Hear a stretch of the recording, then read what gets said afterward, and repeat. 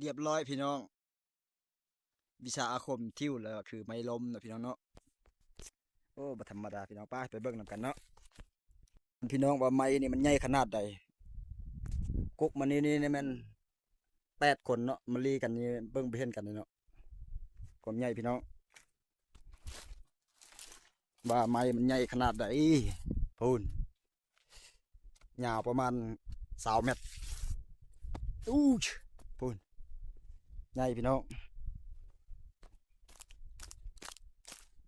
มุนสลับแซบพี่น้อง